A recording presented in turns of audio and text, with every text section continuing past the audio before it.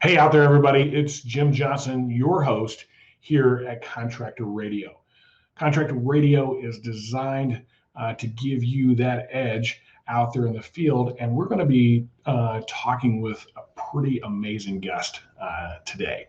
This is our first episode of 2021. And we've brought on all kinds of sponsors for our show that help support our show. But it's not going to be from an aspect of, hey, look at us. It's going to be more from a let's provide some value.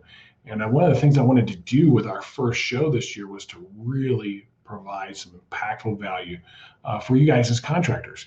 And so our guest today is what I would call a true C-level executive for billion-dollar organizations. And he's going to share with us today a little bit about what he's learned about the power of asking questions and a little bit of his background and story, and kind of get you guys an idea of what it takes to really lead in some large organizations. But before we get there, let's have a little word from our title sponsor.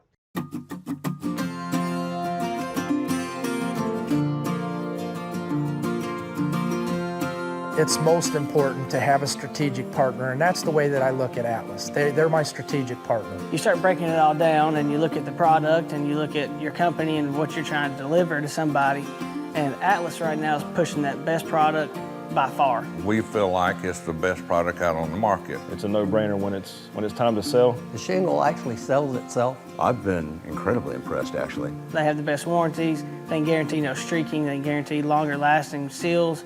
And whenever you're selling somebody something, that you want them to feel comfortable. We want to offer them the best product that we have available to us. I want to leave my homeowners with a long-lasting roof that they're not going to be mad at me in 10 years and say, why'd I spend all that money on the roof? It looks so ugly. If you care about your homeowners, you're going to give them Atlas.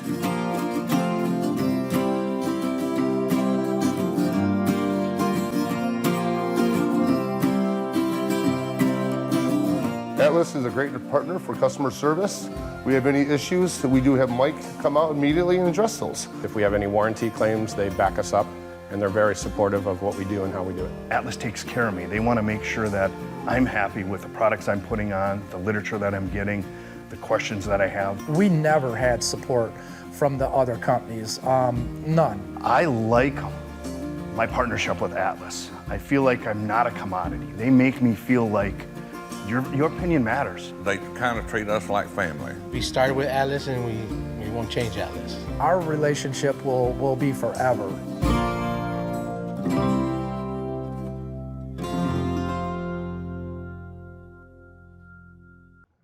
All right, awesome. Welcome back, everybody. Once again, Jim Johnson here, host of Contractor Radio, and we're going to be talking about questions today and why questions are so important as a leader. We always start this off with a little 2-minute drill, and so I want to share something with you a little bit that I've learned that has helped me in this area of asking questions. And what it was is I was introduced to a book, and this book really had a pretty powerful effect on me and how I deal with my people and how my people react to me and how we connect together. That's one of our core things that we try to teach with contractors, is connecting with their people. And there's a book out there, it's called Good Leaders Ask Great Questions. Just go search that. We'll put the link in the podcast notes. And that book will give you some guidance on how you might approach asking questions and really thinking about, why do you ask questions before you give direction? It tends to be the way we lean as leaders and owners of businesses, is we know everything, we know what we want, we know how things should be done, go do it this way. And so we end up directing a whole lot instead of asking people for their insight, their thought processes, and really kind of why things are happening. And when we do those type of things, we start to empower them to think on their own and grow as leaders. And that's what we're looking for, is we want them to start thinking the way we think. Like, if we're the only ones that know how to solve a problem, nobody will ever solve a problem for you, and you're always going to be in your business instead of working on your business.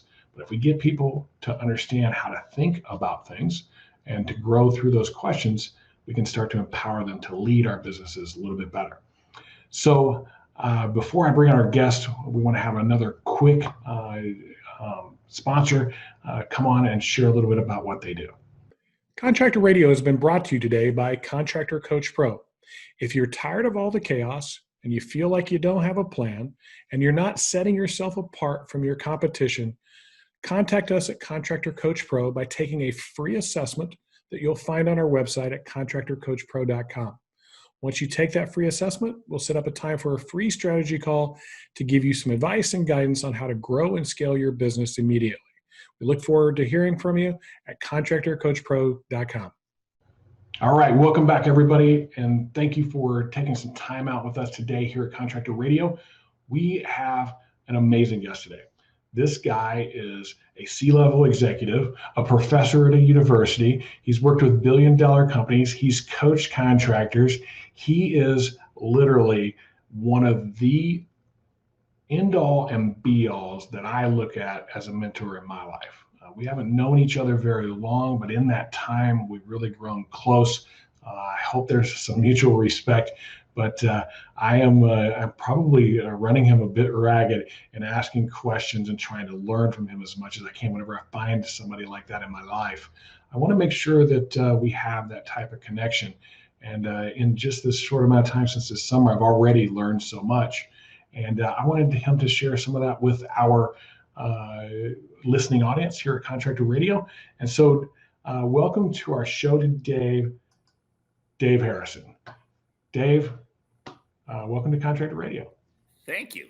It's a real privilege to be on with you, Jim. Yeah, well, it's our honor, seriously. We were talking about this before the show, and it's like there's just certain guests that I feel like it's an honor to, I mean, you're taking time out of your day. You're kind of a busy guy. You got a lot going. You're teaching at college, and now it's holiday season. Like, we're doing this recording to put it out for the first year. And so for you to take time today and share with us today is I really appreciate it. Before we get into too much more, why don't you give us a little bit of background on Dave Harrison? Like, kind of give us maybe a little progression through your maybe even time before contracting. Like, what kind of springboarded you towards getting into our world, and some of those little highlights of your history, so everybody kind of understands who you are. Well, Jim, I've had a pretty interesting history. I actually started out as a professional musician, only because I flunked out of 3 high schools. But that's a whole nother story, because I'm a college professor, as you know, today. But in all seriousness, so after that, I started working for some entrepreneurs and started between ages 20 and 24 for them. We started multiple companies. The good news on the last one, I was a partner. We did 40 million in sales in 9 months, made $10 million. That was the good news. The bad news was I got a call from the bank saying my partner skipped the country with $10 million, and I went back to grad school. But I've had but in all seriousness, that period of time has had a big effect on my entire life, because what I learned in large companies, the key to being great in any company, the key to being impactful, are the skills you learn on the street as an entrepreneur. It's getting things done. Yeah, that's super cool. So early on, you were involved on an entrepreneur level, did really good, made a bunch of money that didn't come to fruition. It's the story of an entrepreneur, right? Like we kind of walk that path. I've been down very similar roads in my journey. And then you kind of moved on and stepped into, you went to grad school. What happened after grad school? After grad school, I ended up with Johnson & Johnson. Actually, very fortunate. It was Ted Nugent's brother. You know, I knew some musicians, found Ted, knew Ted, and I worked for his brother. And it was an awesome career at Johnson & Johnson. I can't think of a better place for me to have developed the skills I had. And I was sort of an entrepreneur inside that company, starting new businesses or turning around sick ones, not realizing that was going to actually be my life's fulfillment, is helping other people through the skills I had in business and just the drive that I had as a human being, that try to make the world a better place because you were there. That's super cool. So Johnson & Johnson, helping them kind of turn around businesses. Were they acquiring places, and they're sick, and we got to give a diagnosis and treat that, and hopefully get it resolved? Yeah. In fact, I remember my my first assignment there was starting new consumer products and extensions of brands. I helped get launched Act Fluoride Rinse, helped launch Reach Toothbrush, and my team helped develop that. Flavored flosses. We started way back when, before hardly anyone knew what it was, a home healthcare business. We represented 180 of Johnson & Johnson's products that originally were sold only to hospitals and repackaged them for pharmacies because people were getting kicked out of the hospital and sent home sick. It's a great experience. Wow. So Act Fluoride Rinse, flavored flosses, I've used all those things. Like you were involved. And the one that actually ended up the biggest, I didn't get to launch it at Johnson & Johnson. I helped invent it there with a team, but we developed Colgate tartar control toothpaste. We sold that concept and formula to Colgate. And as you know, tartar control toothpaste did really well. Man, can I just get a little royalty, right? Yeah, just a bit. That's pretty cool. And so you got actually this kind of really diverse background. You got this entrepreneur kind of by the seat of your pants, on the ground, boots on the ground type feel, but you also got this like from a corporate feel, like structure does, and how process is important, and the combination of those two things. Do you think that has anything to do with kind of who you've become and then what the next step was that you took? I didn't realize it at the time, but absolutely. It's that combination, and it's what's made it fun. I mean, I can speak the language of Wall Street, but that's not where the fun is. I mean, probably could have made a lot more money on Wall Street, but it wasn't just about making money. It was about, if you've got God-given skills, which people watching this podcast, the fact that you're business owners and senior leaders, you've got them. To have some God-given skills that you can not only make a living, but literally make the world a better place. And we're in an industry, home improvement's a tough industry. A lot of bad players in it. And frankly, a lot of the employees don't make a heck of a lot of money. And the better we do, better we can enrich their lives. Yeah, it's been awesome to see the changes. I've been in it for 20 years. You've been in it, I think, a little bit longer, about the same amount of time. I don't know. A little bit longer when I started, Jim. Well, so did I. So we're right there. Right? So we're twins. I always blame that on my 22-year-old daughter. Up until she was born, I had hair, and then it all started going as soon as we had her. She'll be Jim, sometime I'll show you my high school picture. It was a full beard and an afro. I got a few. We don't share those though. Yeah. A couple guys have them out there. I'm always worried about Michael Gogan. He's got access to some photos he probably shouldn't. So one of the questions I like to ask all of our guests is, what's your greatest achievement to date? Not family stuff, but beyond that. It can be personal, it can be business, but to this point, what do you feel like your greatest achievement as a person on this planet? It is probably my career at GAF, and especially early on. When most people did not know this, but GAF, when I joined, was in technical bankruptcy. The employees didn't know it. Customers certainly didn't know it. Distributors didn't. No one knew about it. But the owner was close to literally closing it down. And at that point in my life, I had realized that I had a skill for helping save jobs, helping create better jobs, and taking GAF with a great team, but taking that company from a $600 million company with $850 million in debt. I mean, picture that, $850 million in debt. To a company that's now in the billions and extraordinarily profitable. But the part that I'm most proud of, not only did it save jobs within GAF, I'd like to think that GAF itself helped improve the entire industry. It was a raising tide, because there are a lot of great manufacturers out there now, right? And doing a lot of great things. And the effect we had on so many contractors who were barely making a living and turned out with very successful careers and built some pretty incredible businesses. So there's a big turnaround, right? I mean, $650 million company with $850 million, like that just makes me sweat even thinking about having that type of books and accounting in the red. And so what'd you guys do to turn that thing around? Well, the first thing, by the way, which is true of a lot of things, most of the stuff that helped me in my career, I did not learn in school. All right. It's one of the reasons I love teaching now, but I did not learn in school. And the most important one is culture eats strategy for lunch.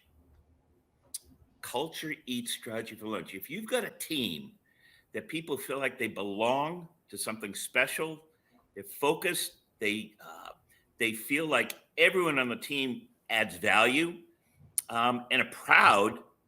It's no different than playing high school sports. We learned that if you played high school sports, culture eats strategy for lunch. Now you got to have a decent strategy, but the key to helping companies was focusing on that second, focusing on the team and their beliefs first. So I could not agree with you more. I will always say culture trumps strategy all day long. Now, that doesn't mean we don't want to have a guiding light, something that we're chasing, but we all want to be chasing it together with very particular goals in mind, but a feel about it, some behaviors we're going to do, and a reason we're doing everything. And I bet you and I could have an extremely long conversation about this, but today's podcast is about questions. Sure. And so GFS is in this position. It's not going good, not looking great. What were some of those questions you guys were asking about, hey, how do we solve this problem?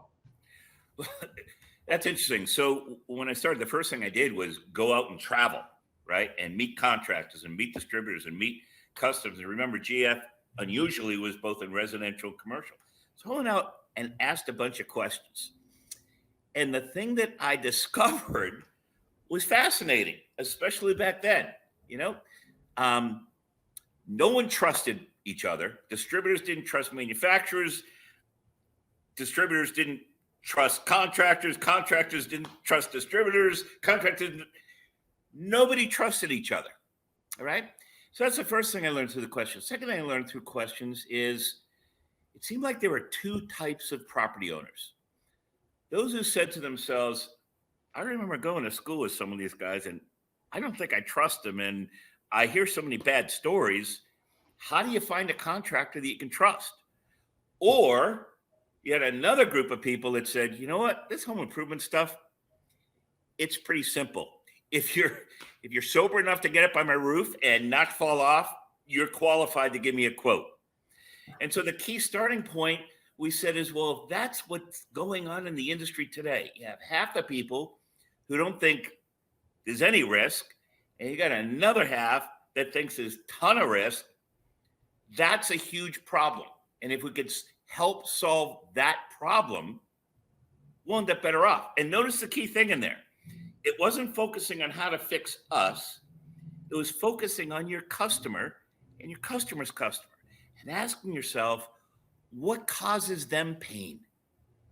And if you can help solve their pain, and you know this, Jim, if you can help solve your customer's pain and your customer's pain, it's amazing how things turn around for your own business. Yeah. And funny thing about that is we assume a lot as business owners and leaders, that we assume this is the customer's problem. This is the customer's pain. This is even our people's problem and our people's pain. And we don't ask any questions, which is frustrating to me. I sit there and go, well, how do you know? You know what they say about assuming, right? And so I got some guidance in this way back when. I had coaches and people helping me get a little bit better at business. And they told me, why don't you ask your people what they think of your leadership? I remember that one. That was a big one. I'm like, ooh, I don't really want to ask that one because I think I know the answer before I ask it. Right. But it was so insightful, right? Like I got all this feedback back that told me exactly what I needed to do as a leader to become a better leader. And so now I encourage it, challenge me, tell me how I can be better, because all it's done is make me a bit of a better person. But we did the same concept with our salespeople and our managers. We got them out with not even people that were our customers. Some of the people we asked were our customers. Some of the people were not our customers that didn't go with us. Some of the people didn't know who we were from Adam. We just knocked on their door and started asking them questions about what they're looking for in contractors, why they're looking for that thing in contractors, what's some of the biggest hurdles they have. And we came to find out that some of our assumptions were misguided. It wasn't exactly what they were looking for. But because of that, we could then take that information back and really strategically approach things with our amazing culture, probably solve a bunch of problems. So what are some of the, go ahead. Pick up on that, Jim. I know it's going to sound weird, but selling and marketing is sort of like horse racing. I mean, 50 to 1 odds horses sometimes come in. So any strategy works, right? But the more you act like a doctor, the more money you're going to make. What does a doctor do when they wake up in the morning? Doctor wakes up in the morning and says, I'm out there looking for someone who's either at risk of a problem or has a problem. And if I can help them, I'm going to share with them how. And if there's someone better for helping them, I'm going to share with them who and where to go. Because at the end of the day, a doctor knows they build value on word of mouth, and they build value on helping people avoid experiences they don't want and gaining experience they do want. The more you act like a doctor and stop trying to convince people, both employees and customers, you're better off. Just go try to help them. Yeah, I almost look at that as more like not your normal like doctor that you might meet in the hospital. I'm more the functional medical doctor. Like I don't want to just know what your symptoms are. I want to determine why those symptoms are happening so we can treat the core issue. There's a core thing that's causing these symptoms to happen. Most of the time, it comes down to two things: leadership and culture. Yeah. So we got that doctor, for example, right? You walk into an exam room, and I've asked people this. They always laugh. I say, could a doctor examine you without ever talking to you? And people go, no, they couldn't. I said, well, a veterinarian seems to be able to get it done pretty well. But if a doctor tried to do that, would you trust him? No, you wouldn't. And watch how a doctor goes about it. They bombard you with questions. First, they look for questions. They don't give up. A doctor doesn't go, so how you feeling? Well, I'm feeling great. Do they stop? No. Well, have you had any of this? Have you had any? I mean, they bombard you with questions, see if you've got a problem they can solve. And then if they can't find a problem, what do they do next? Well, do you have any relatives that have had this? Yeah, my great uncle. Oh, we better. A doctor knows most value is finding a problem or finding a risk of a problem and helping people avoid it. And they only get there through bombarding people with questions. You can only learn through questions. You can only help people through questions. So we're going to get into this. We're going to talk about these questions. Let's take a second here. We want to give just a few moments for one of our sponsors, and we'll be right back. Want more 5-star reviews from your customers? At Signpost, we make it easy for your customers to give you great reviews on Google, Facebook, Yelp, and more. Our software connects with industry-specific solutions, driving even more reviews from your customers. Drive loyalty and repeat business by sending the right messages at the right times to your prospects and customers. Message your contacts from anywhere, anytime, using text, photos, and video all in one app. Check on progress with campaigns and review generation across Google, Facebook, and Yelp. Visit signpost.com and get your demo today.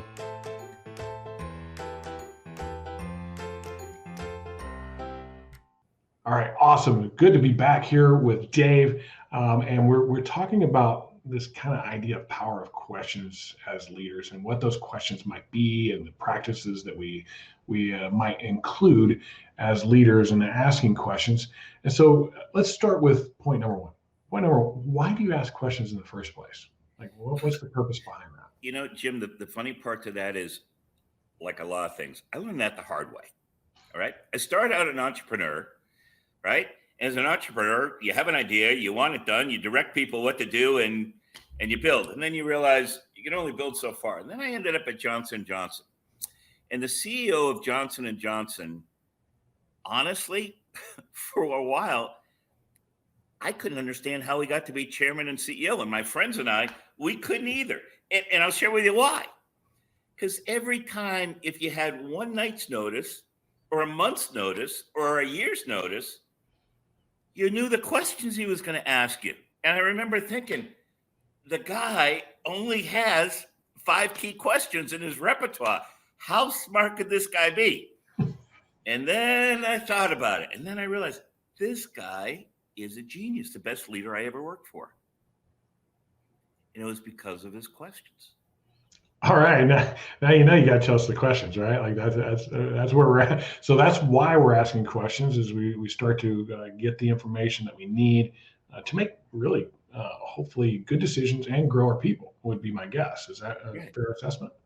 Absolutely. So let's go. First, why does it work? All right. Okay. Why do questions work? Because when you ask something as a question, the other person still owns it. If you tell people what to do, you own it, and they're just doing what you told them to do. So let's just think about that. And what I call my why theory, which I look at everything through that prism, right? I look at things and I look for 3 things in a business. A, where and how does trust come from, or where it's lost, right? Because if you don't have trust, your most valuable asset as an individual, as a company, people don't listen closely to what you have to say, right? 2, if they will listen to what you have to say, then you can get to the phase of understanding. Understanding is the foundation of changing behavior. And then what actually changes behavior? It's the experience. It's the what's in it for you. It's the experience they think they're going to gain or not gain. So when you step back from that, let's just try this. I think trust equals care and respect. All right? You buy that. Now, let's just think about it. You learned as a 5-year-old that if your parents said, here's what I want you to do, and didn't explain anything, what's the chances they followed it? When you ask through questions, you're demonstrating care and you're demonstrating respect. One of the key things to earning trust. And 2, when you do it through questions, it forces people to think, and therefore their understanding, their insight becomes a lot more clear and a lot more useful. So questions by definition, and Jim, you can do anything through a question. What I learned from Jim Burke, the chairman of the board of Johnson & Johnson, would it be helpful if I shared what his questions were? That'd be fantastic. Absolutely. Okay, now picture, again, early on in life, I'm going, this guy's not that smart. So here are his questions. You come in and you say, okay, last time I was here, and picture, by the way, this would work for any function, any leader, any manager in Johnson & Johnson. First thing is, last time I was here, you said these were your 3 major initiatives so that your processes were quicker, were faster, without issues. Show me the numbers. I want to see how you did, and tell me about what you did, how you did it, but I want to see the numbers. And you go through that dialogue, and through that dialogue and his follow-up questions of what you did and what were the numbers, he could uncover information, right? He could suggest things, but you still own it.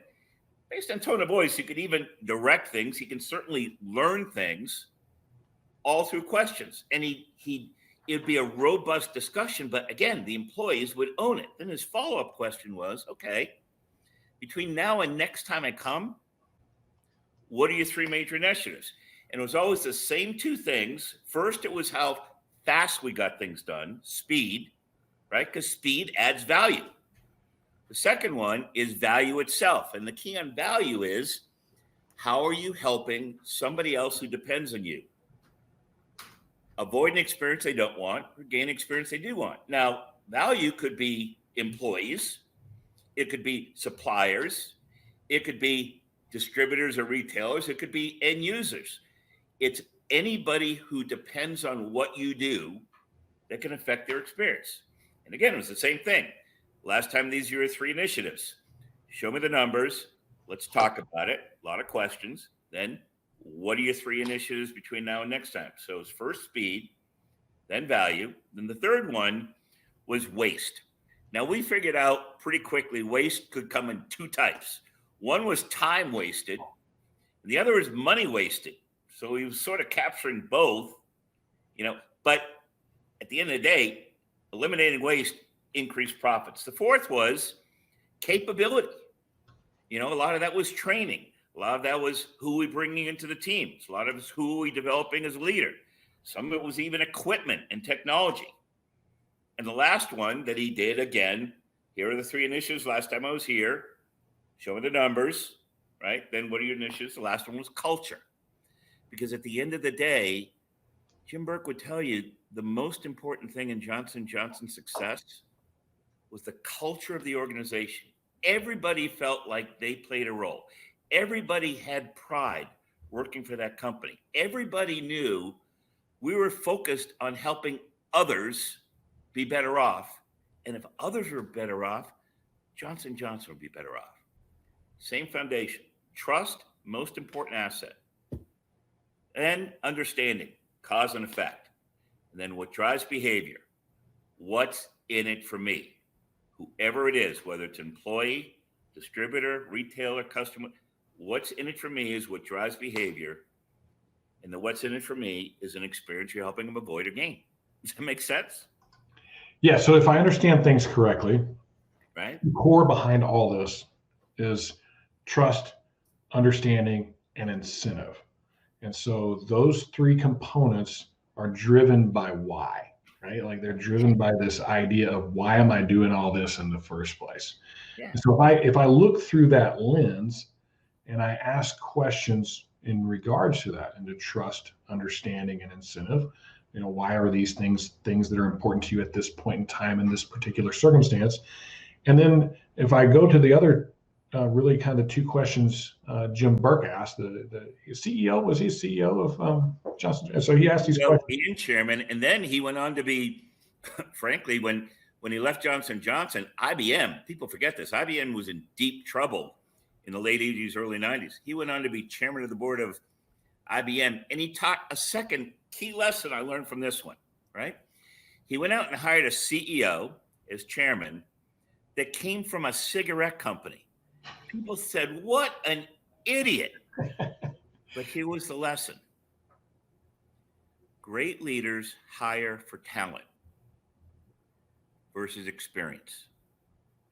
Their attitude is it's easier to teach someone your business and your processes because you can teach that, but you can't teach talent. You can't teach curiosity. You can't teach self-esteem. You can't teach that kind of pride. You can't teach frankly, one of the biggest assets, you can't teach resilience. And the fact is, I don't care what kind of life you've had, you're going to take some shots. Life's not always fair. All right. My favorite thing is that you can't teach hunger for achievement. You just can't teach that. It's something that either somebody wants or they don't want. Now, what you can do is find alignment with that hunger for achievement. For example, I always think of business as like a vehicle. You mentioned, he brought him in to IBM. He was a cigarette guy, right? He just happened to sell cigarettes. He was probably really good at whatever he did. And all he had to do was translate that talent over to what he was doing at IBM. And, hey, I don't sell cigarettes anymore. I sell this. And I'm going to be just as great as that. And probably had a lot of challenge there that made him hungry. There was probably a lot of questions Jim Burke asked before he brought that guy on. And the most important one there, and I think it's where you and I first bonded, maybe this isn't fair, but I sort of look at it, in the world, 90% of the world are takers and maybe 10% are givers. You find someone who's a giver, wants to help other people, you'll always have a lot more fun at work. And frankly, you'll always have a more successful team. It was no different than in high school sports. Yeah. Those who wanted the team to win more than their own glory, those are better teams. I 100% agree on that one. And so it really came down to a core emphasis of 2 questions. How'd you do? And what are you going to do? Right? Like those are really what those 2 questions really were. And one was numbers, focus on numbers, because again, another thing I learned there, if you're not measuring it, if If you're not measuring it, you're not likely improving it, because what's in view is what people do. Yeah, they kind of came down to almost two measurables. It seemed like from the discussion you're getting, came down to numbers and speed. Like, what are the numbers and how fast were we able to accomplish it? Yeah. Then he was focused on value, waste, capability. Value's the experience that other people depend on you. Then it was waste, right? Time or expenses, materials. Then it was capability. What are you doing to get the team to be even better? Because one of the other key philosophies, one of the best parts I learned watching Johnson & Johnson is you think they run like a big giant company. No, the thing he taught me, and we brought that to GF, is the bigger you grow, the more you got to run scared or you're going to get trampled. And the more you run like a small business, when you're watching the nickels and dimes, the better off you are. Always act like you're a small business. I don't care how big you get. That's for sure. And so I want to dig a little bit deeper. Okay. Because you said something that really kind of grabbed my attention. We were talking about these two questions that are kind of focused on these 5 things, speed and numbers, value, waste, capability, and culture. But you said that he could ask questions pertaining to those 2 questions to uncover, suggest, direct, and learn. And I was like, wow, okay. So, and I was thinking to myself in my head, like, so how could I ask a question that might direct somebody? So what does that sound like? What does that look like? Yeah, so I'll give you an example of some of them. There's the straight uncover stuff. Well, what happened here? What did you learn from it?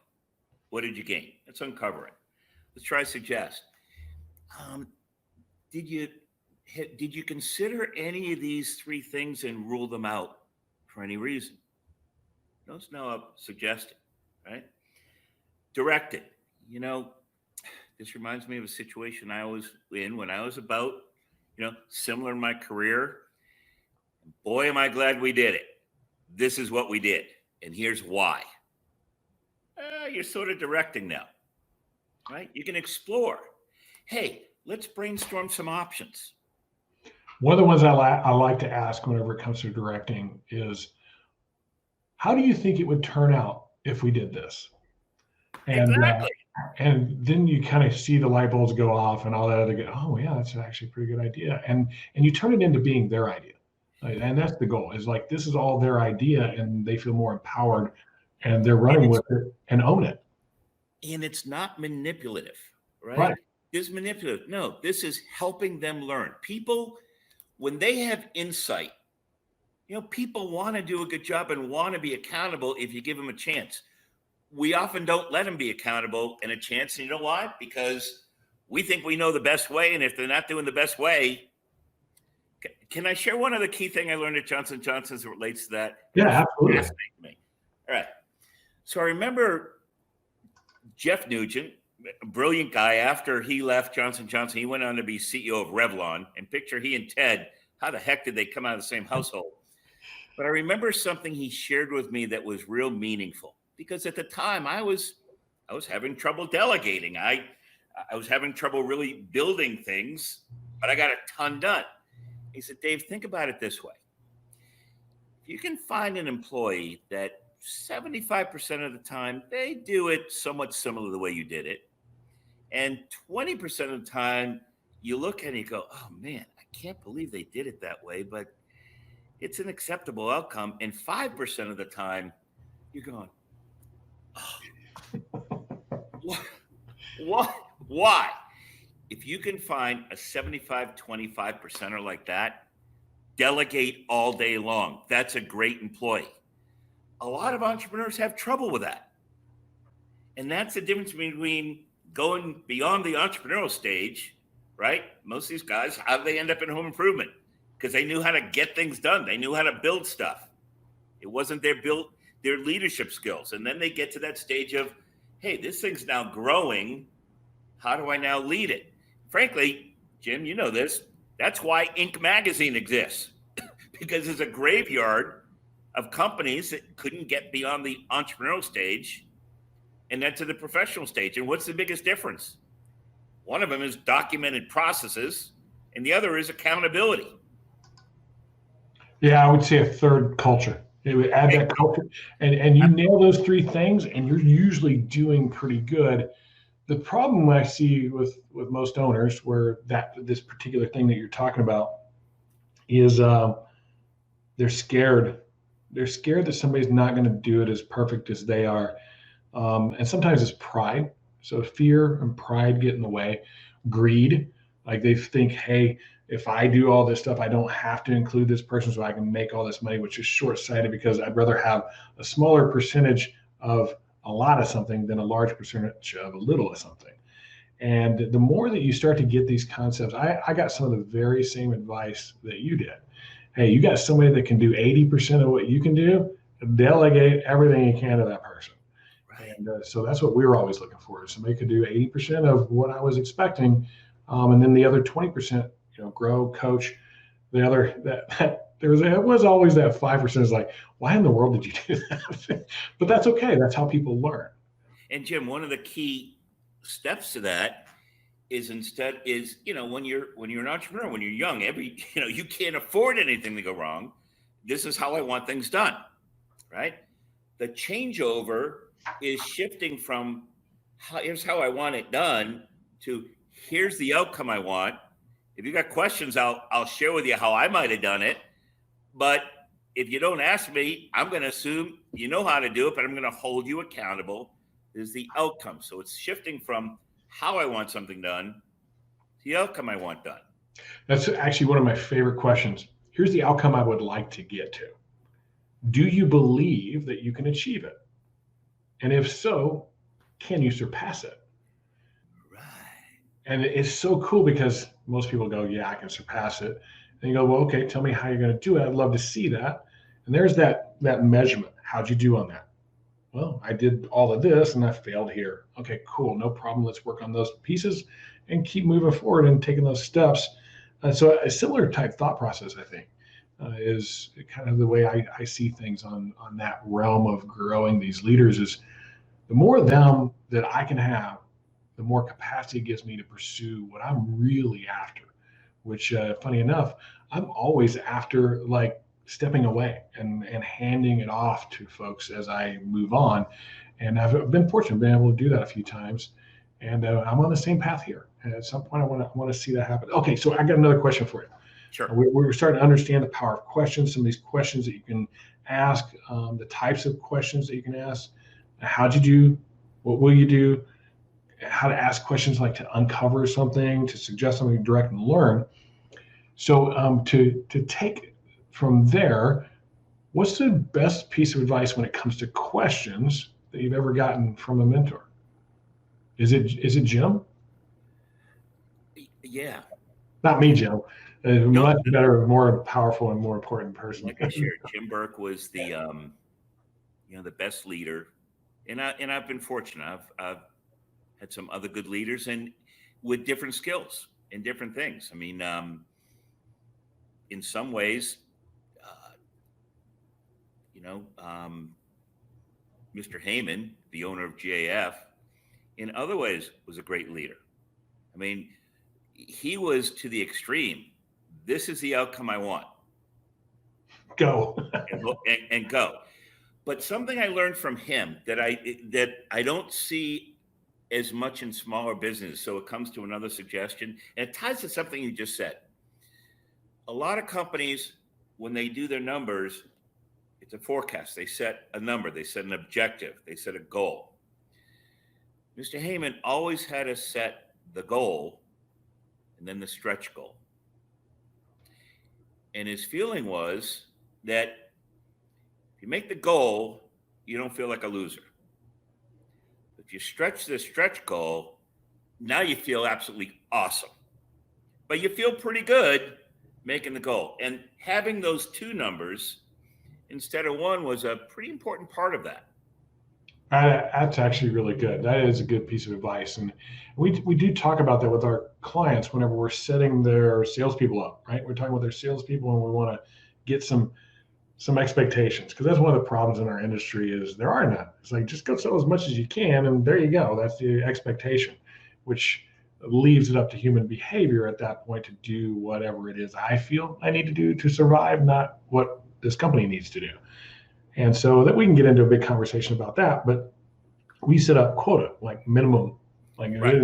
you're a C player, this is what it's going to take to get on the team, and maybe you get to stay, but we're looking for other people to replace you. Then we have expectation, that's B player. And so, hey, B player, you're safe, you're good. Hope you make it to the A team, but you're doing exactly what we want. And then you got the A team. Those are guys hitting goal and really doing very well. But then you got this whole other group. These are the future Hall of Famers, we call it. And they're the people doing goal plus or stretch goal. We talk about that quite a bit. And funny enough, those are those people that are hungry for achievement.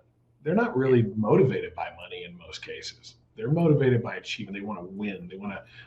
They're very competitive. I'm one of those people. I can't stand to lose. Pay me whatever. Just let me know I want it. Right? Like that's kind of the thing for me.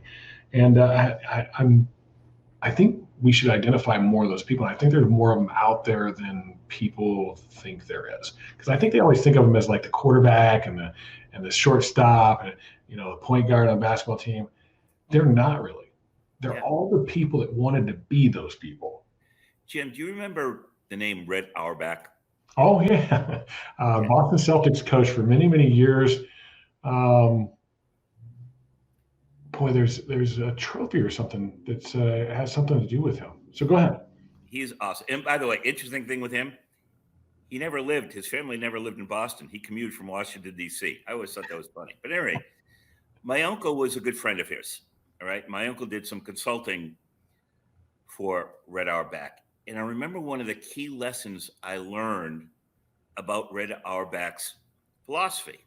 And here's his philosophy. Look for people who hate to lose more than they like to win. You just said, look, it sounds a little strange. Look for people and think of, when you think of the Celtics, Larry Bird.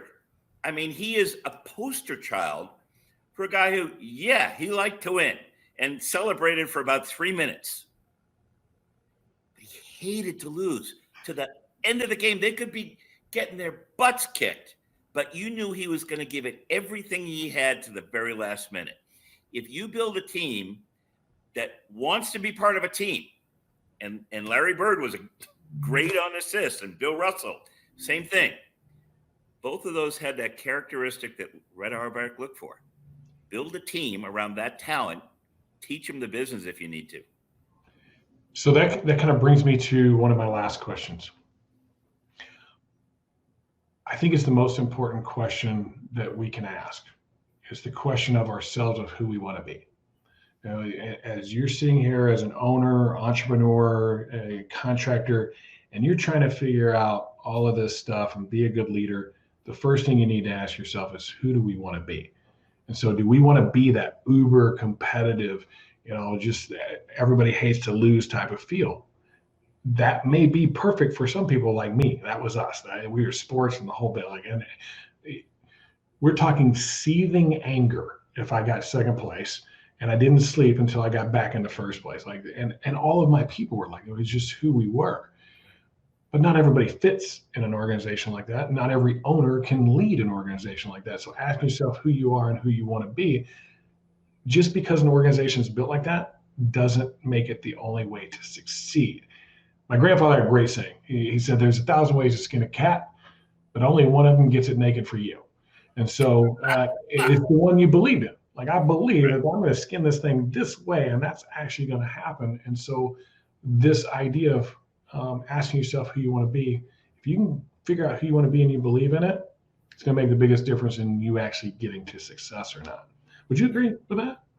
Absolutely agree. If you love what you do, it's not work. And if you love what you do, here's the thing.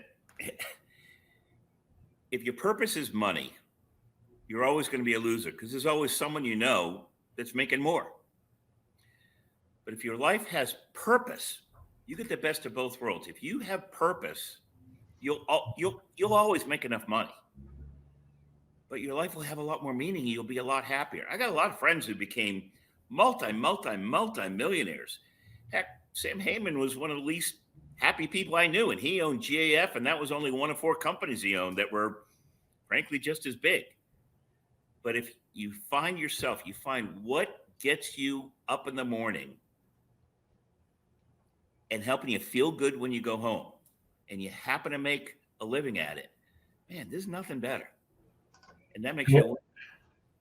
I was just going to say amen. It's like, this is the longest I've ever done anything in my life. It's something that I am enjoying quite a bit. I still feel like there's challenge to it. I feel like that we're serving people and serving an industry and really impacting people beyond even the contractor, the people that work for them, the consumers that buy from them. And it's awesome to have a contractor call you and say, hey, we doubled our revenue.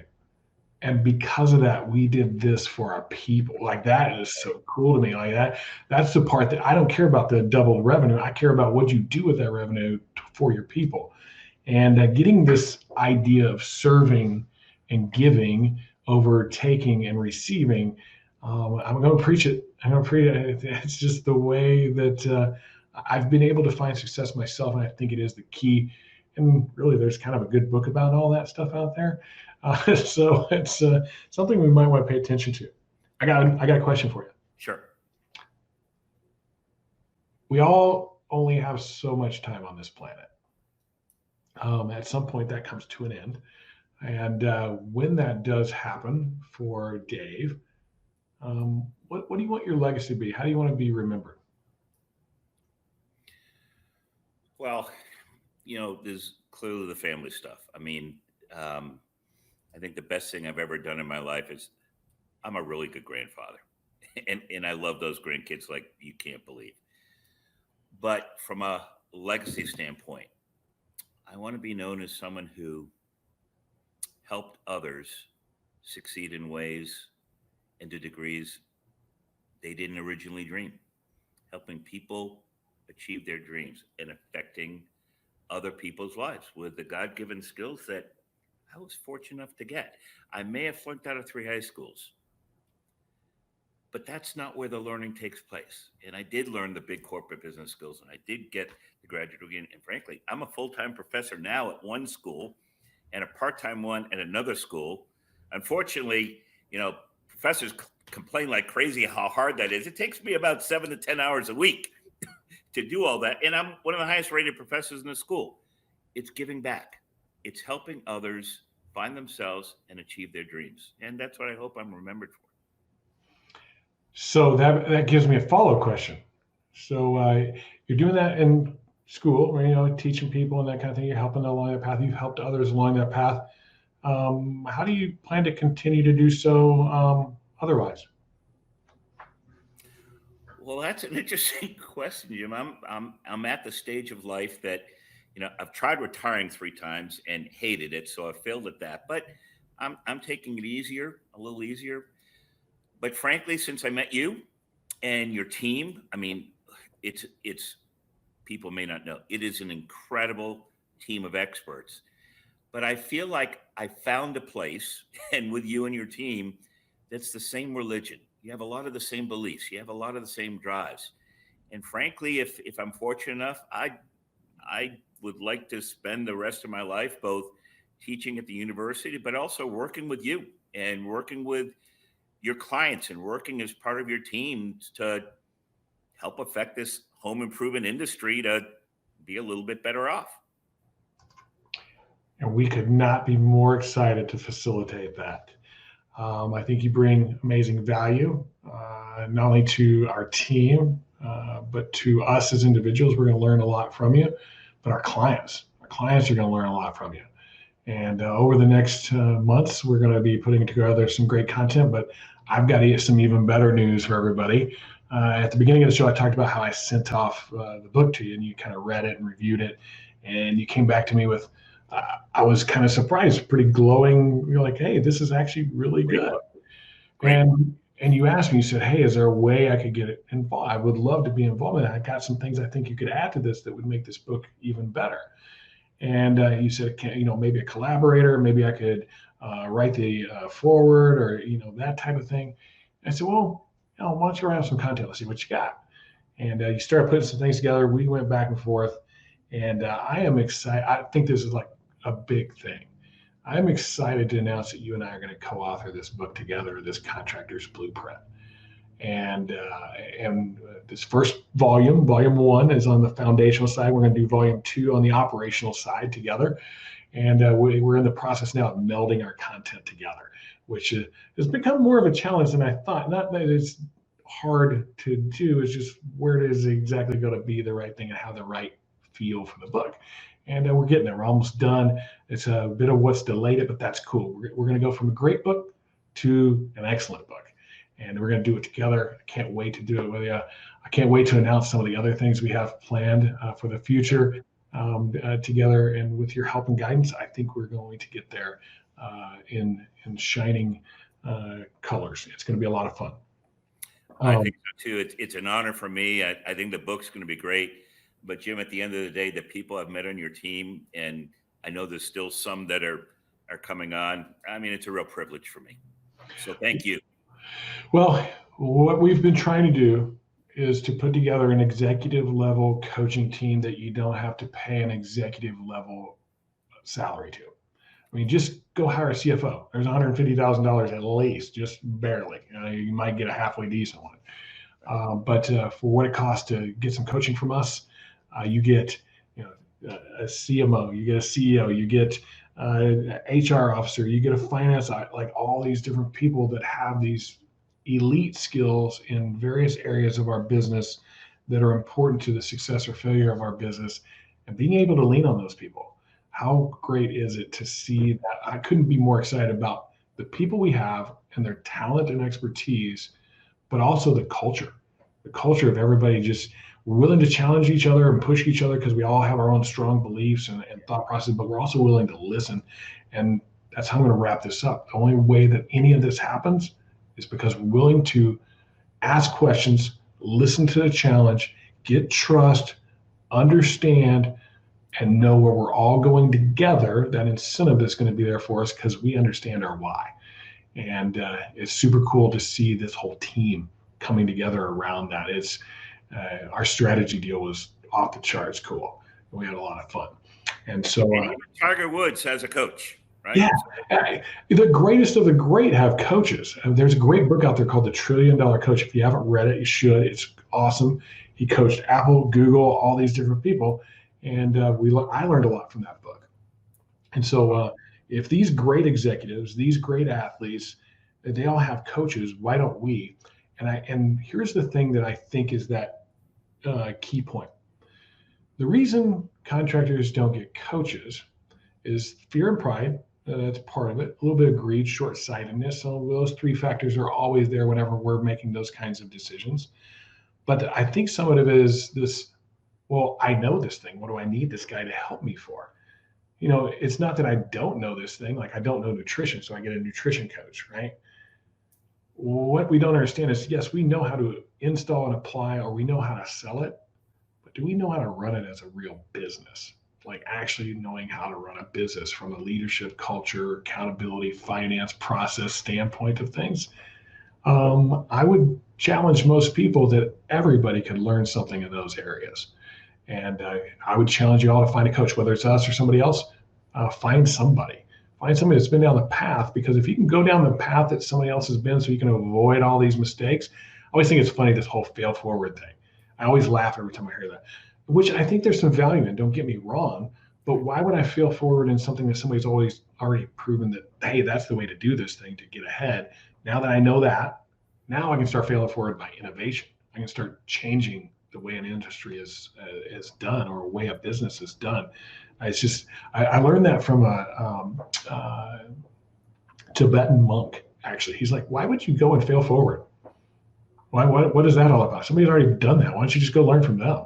It seems like insanity to me. I always thought it was kind of funny. The way you put it was just kind of humorous. Dave, amazing interview. And I have no doubt it would. I know there's so much more we can talk about. I can't wait to do a few more podcasts with you throughout the year.